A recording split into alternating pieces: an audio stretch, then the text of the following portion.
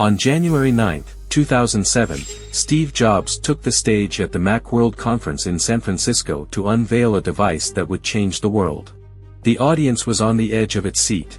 Jobs began by saying that Apple would be releasing 3 revolutionary products: a widescreen iPod with touch controls, a mobile phone, and an internet communicator. The audience applauded, but it soon became clear that these were not 3 different devices, but one. Jobs said with a smile, "Today, Apple is reinventing the phone." The original iPhone combined the functions of a phone, a player, and an internet browser, and its full touch screen was a real innovation. The elimination of a physical keyboard, the simple and elegant design, and the user-friendly interface with multi-touch elements put the iPhone far ahead of the competition. The presentation was well thought out. Jobs demonstrated the iPhone's capabilities in real time, flipping through music, showing how easy it was to use Safari, and even making a phone call. Every detail of the presentation was designed not just to show the product, but to convince the audience that they were looking at the future of technology. The iPhone was not the first smartphone, but it changed the way we think about mobile devices. It set the stage for an entire era of gadgets in which smartphones have become an indispensable part of life. Do you think Steve Jobs realized at the time how much his invention would change our world? On January 9, 1959, the small village of Ribadelago, Spain, became the site of one of the most tragic disasters in the country's history. In a matter of minutes, the lives of hundreds of people were changed forever. The Vega de Tera dam, built just 3 years ago on the Tera River, suddenly collapsed. Its purpose was to provide electricity and regulate water resources, but due to design flaws and inadequate controls, the structure could not withstand the enormous water pressure. Around midnight, a powerful torrent burst through the dam, sweeping away everything in its path. In a few minutes, 8 million cubic meters of water flooded Ribadelago. Homes were destroyed, streets disappeared underwater, and sleeping residents had no time to leave their homes. Of the 532 people who lived in the village, 144 died. Survivors recalled the night as a nightmare. Screams, crumbling walls and darkness left no hope of escape. The tragedy struck Spain. An investigation was launched that found gross construction violations, but no one was ever punished. The government relocated the survivors to a new neighborhood, Ribadelago Nuevo, but the pain of loss remained with the people forever. This disaster was a terrible reminder that saving money on safety can cost lives. The beginning of the 19th century was a turning point for Brazil. In 1808, the Portuguese King João VI and his court fled to Brazil to escape the Napoleonic invasion. This gave the colony unprecedented privileges, the economy developed and Brazil's status rose. But after the Revolution of 1820, João VI returned to Portugal, leaving his son, Prince Pedro, as regent in Brazil. When the Portuguese parliament ordered Pedro to return to Lisbon to weaken Brazil's autonomy, he made a historic decision. On January 9, 1822, Pedro publicly declared, "I will stay."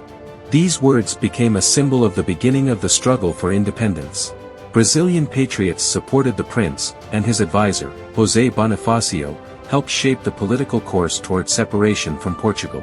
This process culminated in September 1822, when Pedro proclaimed Brazil's independence, exclaiming, "Independence or death." He became the first emperor of Brazil and laid the foundations of a new statehood.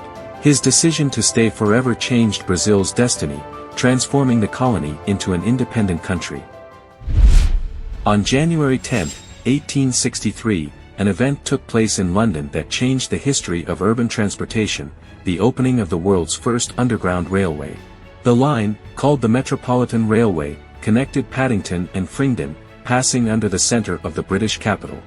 The idea was born out of an urgent need to make it easier to get around the city, as in the mid-19th century London was congested with horse-drawn carriages and pedestrians. The construction of the underground was a real technological breakthrough. Tunnels were dug in the open air and then covered with earth. It was a revolutionary solution at the time, although it created many problems: noise, dust, and discontent among residents. The first trains were steam-powered, and the tunnels were filled with smoke, making the journeys far from comfortable. But even this did not prevent the tube from gaining popularity among Londoners. On its first day of operation, the subway carried about 30,000 passengers, which showed great interest in the new mode of transportation. Over time, the line was extended and the technology improved. The London Underground not only solved the problem of congestion on the city's roads, but also became an example for other cities around the world. Today, the Underground is an integral part of the lives of millions of people in different countries. Dear friends, if you like our videos, please like and subscribe to the channel. On January 10, 1962, on the southern slope of Mount Nevado Huascarán in Peru, a disaster occurred that shocked not only the country, but the entire world. A powerful avalanche of ice and snow fell on the settlements near the mountain, destroying everything in its path.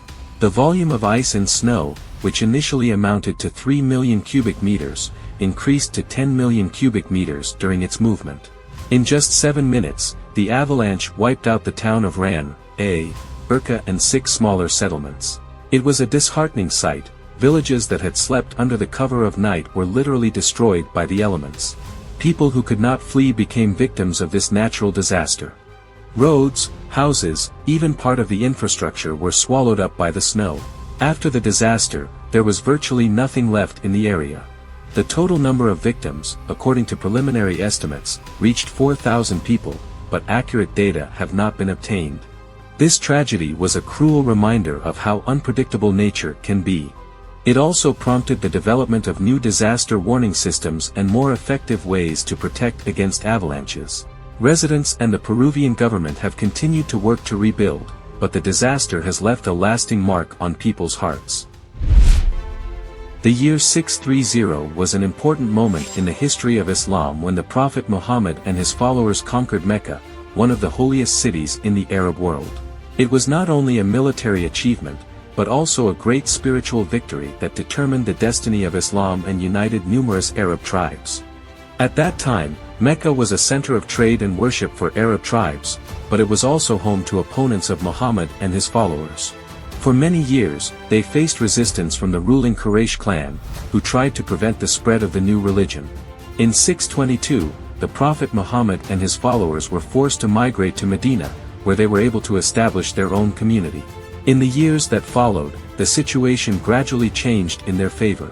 The conquest of Mecca came after a series of military and diplomatic victories, when the Muslims were able to assemble a large army corps and march on Mecca. After assembling an impressive army, Muhammad and his followers conquered the city without significant casualties.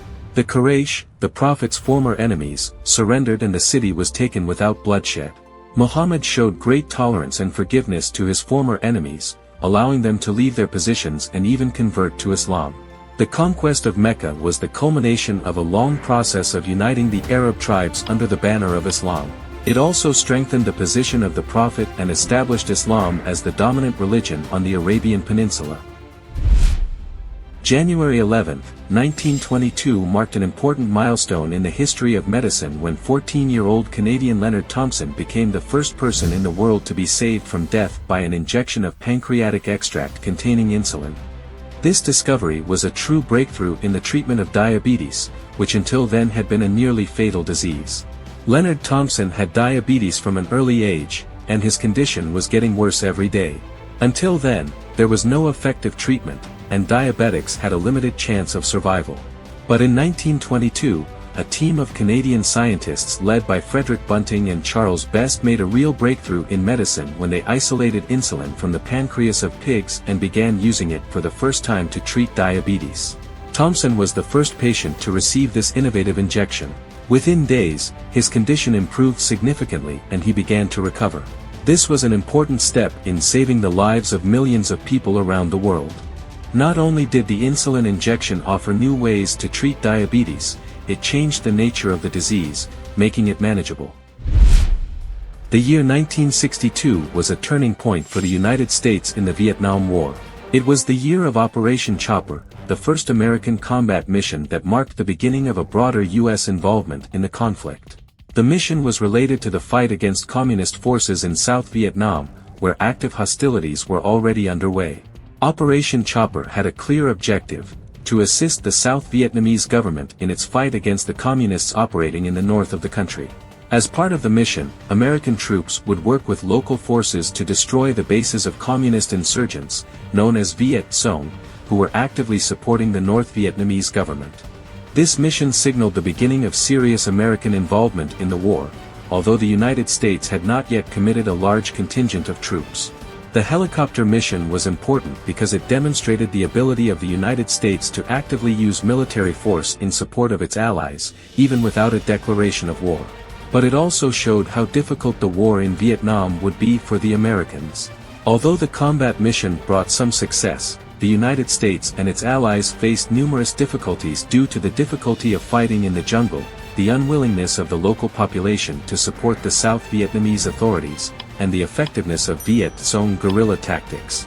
Operation Chopper was the beginning of one of the largest and most complex military campaigns in U.S. history, lasting more than a decade.